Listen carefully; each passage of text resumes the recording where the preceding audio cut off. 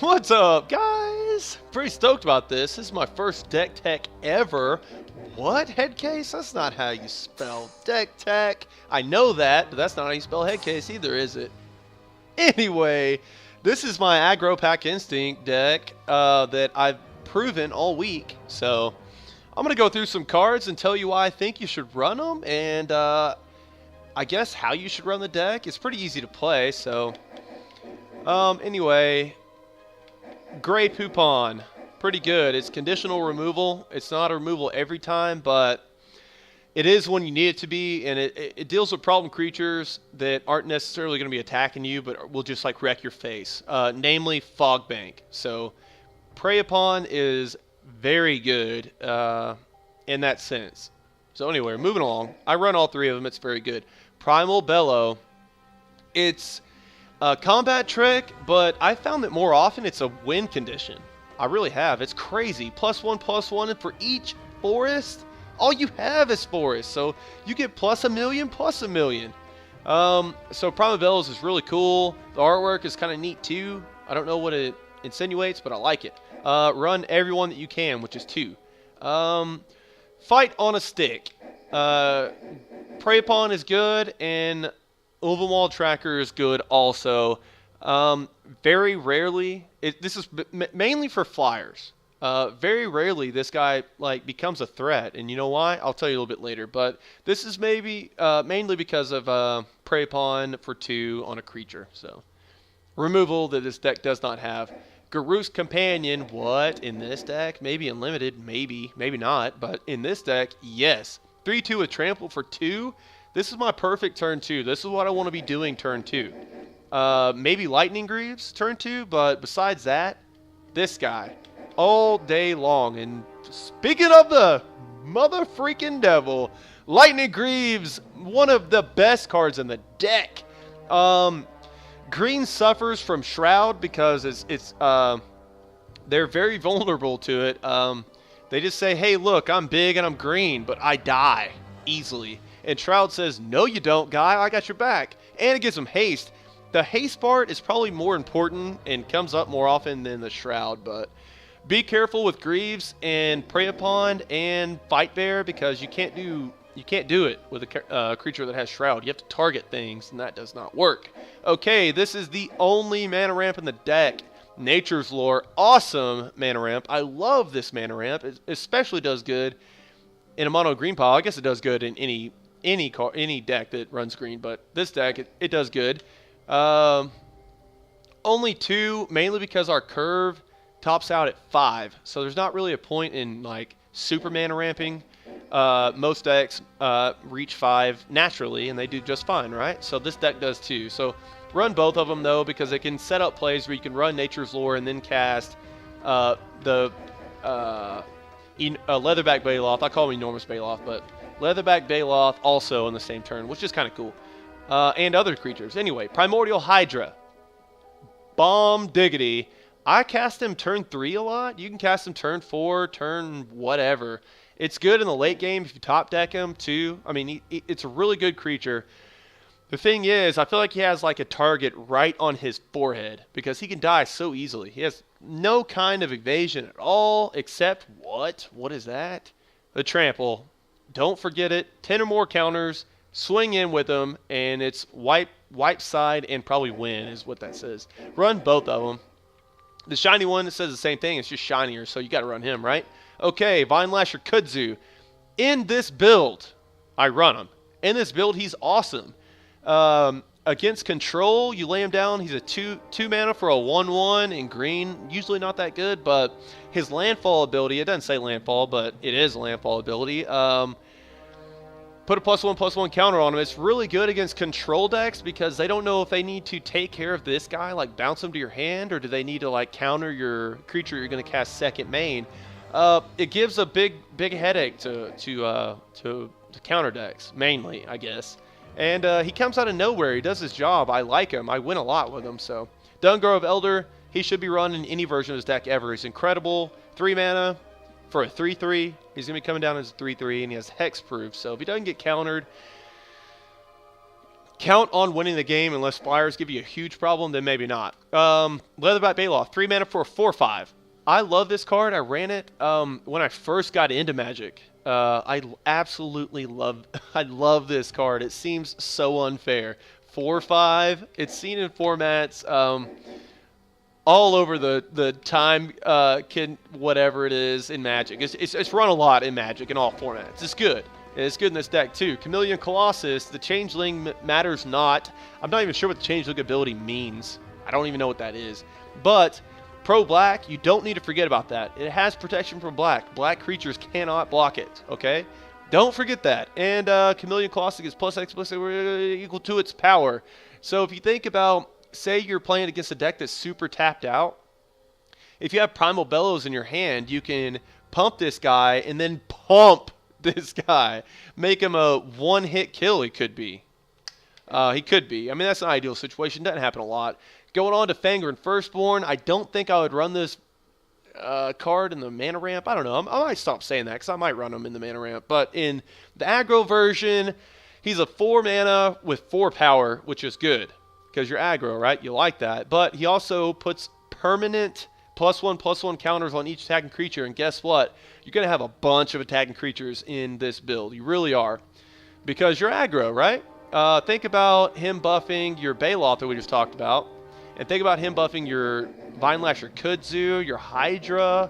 I mean, all of these earlier than him spells. Garruk's Companion more often than the rest of them, but very good. Okay, Obstinate Baloth. Shouldn't have to talk about this guy. 4 mana for a 4/4.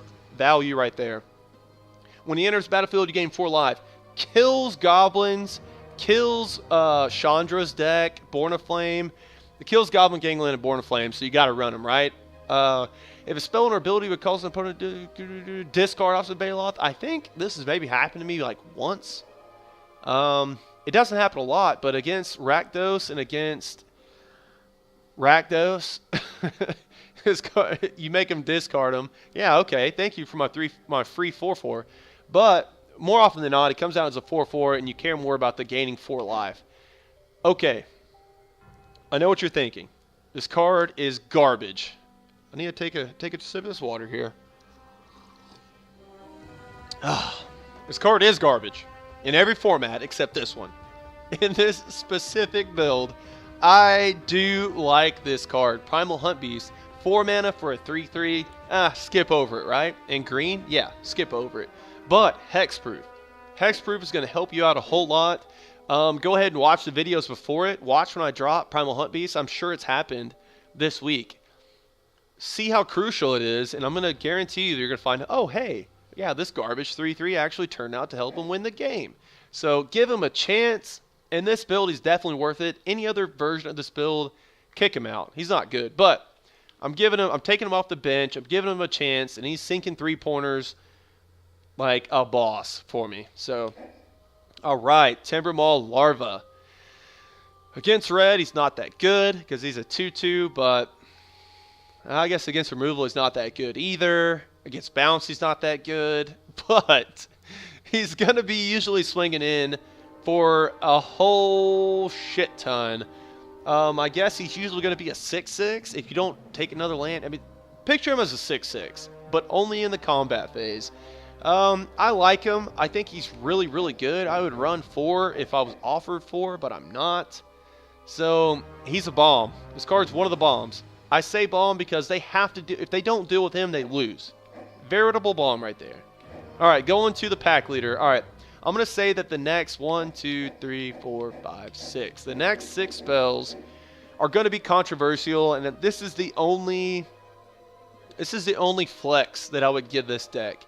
I think you could. I'm gonna go up here to the 5 drops. I think you could interchangeably. That guy coming in here kind of screwed me up there. All right, so I think you could interchangeably run another one of Stomphowler or another Spider, or take out a Spider or take out a Stomphowler and run another pack leader. I mean, it's not that big of a difference. I don't know. I just think that whenever I see this card in my hand, I don't like it.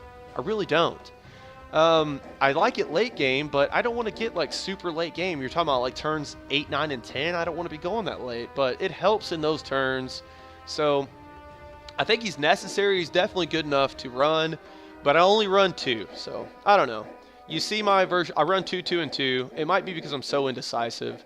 But going on to Indrik Stomphowler, his card's really good, mainly against crosswinds.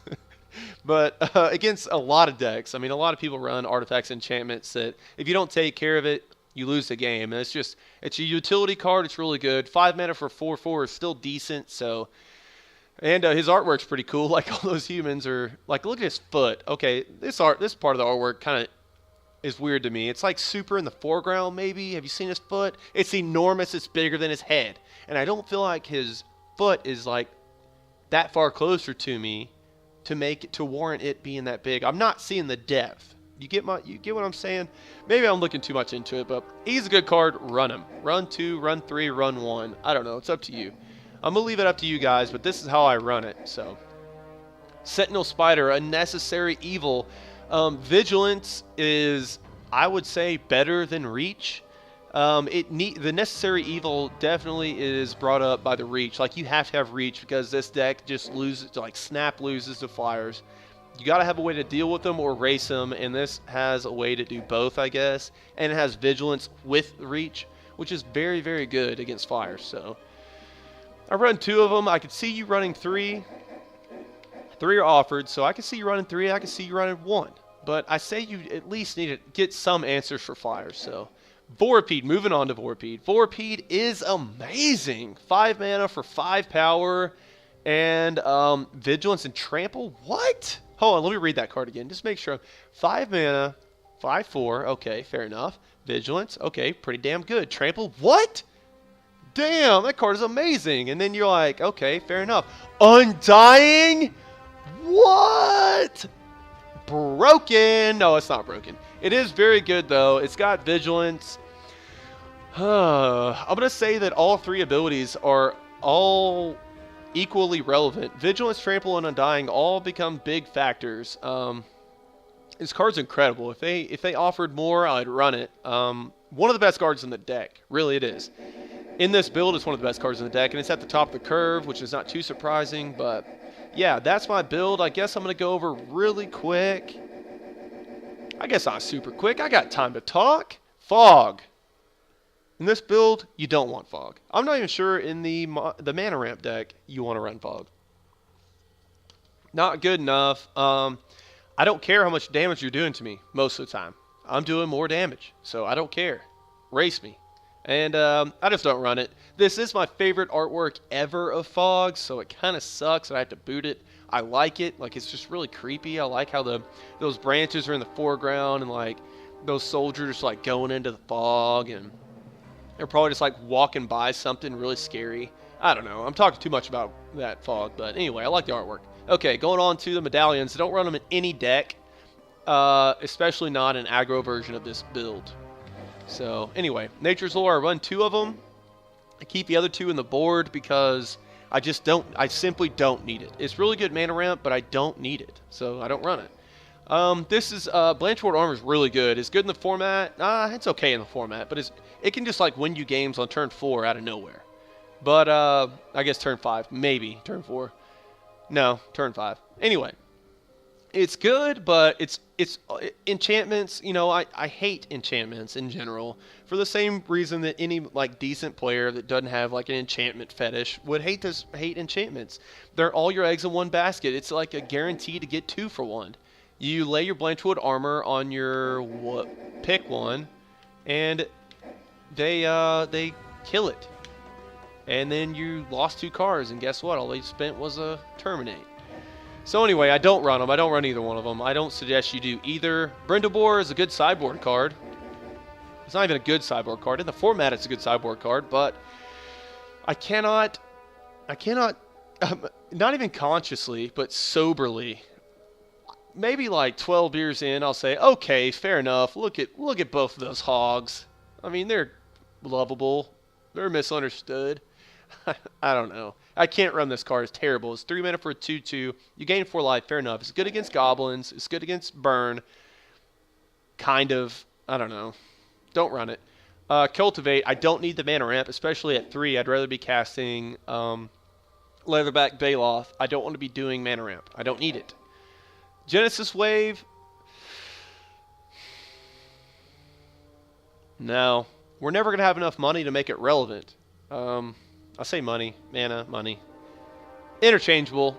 Sorry if that pisses you off or if you just hate it. I just don't like it. I think it costs too much to make it relevant. I don't know. Yeah, I mean, that for like 6 in this deck would be bad, so you have to do it for like 7. It's just not good. It's good in Elves, but it's not good in this. Jayemdae Tome. That is a huge-ass book. 4 mana. I've never even given this card a chance to run it. I'm not saying run it. Either build, hate it. 4 mana, it does nothing, and then you have to 4 to draw a card. Just don't like it. Maybe in the mana ramp. No, I'm saying no in the mana ramp, but more in the mana ramp than this build. This build, hell no. Okay, I know what you're thinking.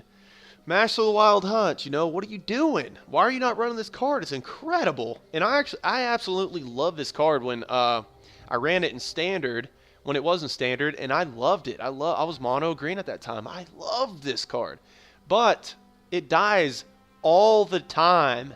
It never has. It's slow to activate. Like he can't swing because he's usually trying to kill things. Like, I get that he could be killing things that gets your other creatures in there for damage. I get that. I've ran this deck a lot, and maybe I just have a thing against Master of the Wild Hunt. This could be the most controversial non-include in the deck. It might be, especially because look at my 4 drops. It's a 3/3 with hexproof. I mean, not that impressive, but I'm telling you guys, I've ran it. I've thought hard about it. It's just too damn slow. And maybe if you get over the stigma that you can't attack with him, maybe if you get over that, he's a maybe. If you want to run him, just kind of Huntbeast. These cards suck anyway. Whoa, can't get there. Whoa, just kind of Huntbeast. Cunt a Huntbeast. just cut a Huntbeast. It's okay. It's not gonna make that big of a deal. And if you really like that card, run it. That's cool. I'm not gonna make fun of you. I like it. It's good. Okay, Wildheart Invoker, 4 mana for 4/3. Pretty good, huh? Whoa, he's vanilla because 8 mana. I'm never gonna get to 8 mana. If I'm at 8 mana, not good enough. Not good enough. Gonna skip over that. Ant Queen. I love Ant Queen. I had a deck with Ant Queen and Master of the Wild Hunt in it. It lost a lot, but it was fun. 5 mana for a 5/5. It's pretty damn good. I actually could see you running this too over, you know, maybe like running 1. Just like, I don't know, like the 5 drops in this deck are pretty interchangeable. Just whatever you feel like you're made of. This is not interchangeable. Don't ever cut this. But the 2 of these, I can see you running an Ant Queen. I just think it's too slow. 5 mana for 5/5 is a beater though. So if you don't feel like super bummed out by swinging in with it, I think it becomes better. But the ability is a little too slow in this deck. That's what I think. Bountiful Harvest, I don't care if I'm gaining life. You're dead by the time I need it. Hopefully. And, you know, I got one Packleader in the board. I already, I guess, went over that enough. 5 mana. You have to have 3 targets for this, so that's why, like, you can't do it. People are going to, like, be stepping on your toes. They're not going to just let you, like, cast all your creatures and not remove them, so I say this card should never see play in any version of this build. And I've talked about Stomphowler enough, I think. Okay, here's another controversial decision. Predatory Rampage. Sorry. 5 mana. It's not Overrun. It doesn't give them trample. Creatures you control get +3/+3. Okay, trample, right, until end of turn. Each creature opponent, what? Okay, that's different. What? No trample? Oh. Oof. That's what I said the first time I read this card. I've gotten absolutely destroyed by this card. It's pretty good in an aggro version of this deck too. It's pretty good in the aggro version. I can see you running this card. Playtest it more. I playtested a lot personally, and it got the boot. So if you want to trust me, don't run it. If you want to playtest it, run a similar build to mine and throw it in there. I mean, trade out a 5-drop. Don't cut any of my 4 drops for this, but trade out a 5-drop, and this could be, you know, this should be like game winning is what it should say. I mean, that's what it should do for you. And if you're casting it, it's not game winning, you should cut it. And guess what? It's in the sideboard. And Sentinel Spider, I've already talked about this. Stomphowler, you know, do whatever you wish. And okay, epic proportions. It says enchantment on it, but it says flash, so that makes it a little better. +5 in trample. Not good enough. Enchantments are like guaranteed 2-for-1s most of the time, so it's a win more, especially this one. So I don't run it. Primal Crux. I actually thought about running this card in the aggro build. What? 6 mana? 2 6-mana spells in your 6 drops in your aggro build? You're an idiot. But I considered it for a second. I said, no, it's not good enough. And for the rest, like just the rest of this deck, I'm going to have the same answer for all of these cards except a couple. It's good, but it's too expensive. Okay? Moving on. It's got trample, so it's good. Okay. Moving on. It's got good power to tough ratio. Trample, it's good. It's 6-drop. Don't need the lands. Too expensive. Landfall, trample is all good, but it's 6 mana. Too expensive. Terra Stomper, 8/8 with trample, and it can't be countered? Holy shit! You can consider this card too, but you're not going to like the texture of your draws when you have Stomp. You have Terra Stomper in your hand with like couple land and the rest of it's aggro. You're not going to like it, and for a good reason. You don't need to run it. Too expensive. Avenger of Zendikar, one of my favorite cards of all time, but guess altogether, guys, it's too expensive. And Boundless Realms, I don't think you should run this card anyway. I mean, it's a holy shit dick ton of landfall triggers, but 7 mana, you don't need it. This card's really good in the mana ramp version. Probably run a 1 of in the mana ramp, maybe. But that's not this video, is it? Too expensive. Biorhythm sucks so bad. I cannot see a sane person running this card ever. So not running it. That says 1, 2, 3, 4. I lost count. Too expensive. And 8 mana, too expensive. So that's the build, guys. I welcome you to run it. I'm looking over it. It's pretty sexy. The only controversies come in, like I said, just to recap, if you want to tweak this deck and make it your own, I would say consider cutting some of these for some version of these. And that's what I suggest. I don't suggest running anything over 6 mana. I just don't think you're going to have a good time doing it. So anyway, guys, that is my build for Aggro Pack Instinct. I went undefeated this week, so that's awesome. So I hope y'all guys like this video. I'm probably not going to do like deck text for all of this whole game because Duels of Planeswalkers 2014 will probably come out before then. But I wanted to get this out there because I think it's an interesting build and I think it's fun and I think it's easy to play. So I want you guys to get in there and tell me what you think. And really, okay, last thing, Prey Upon, running 3 of them. I could see you cutting 1 also for something else. Besides that, I would say keep it as it is. Check it out. And if you really hate my deck, then just build a different version. But I think you're going to have good results. Look to my previous videos this week to see how to run it and see what I'm thinking of with my mulligans and stuff. And you will have multiple wins in your future. I guarantee it. All right, guys. Hope you like this video, and I'll see you later. Later, homies.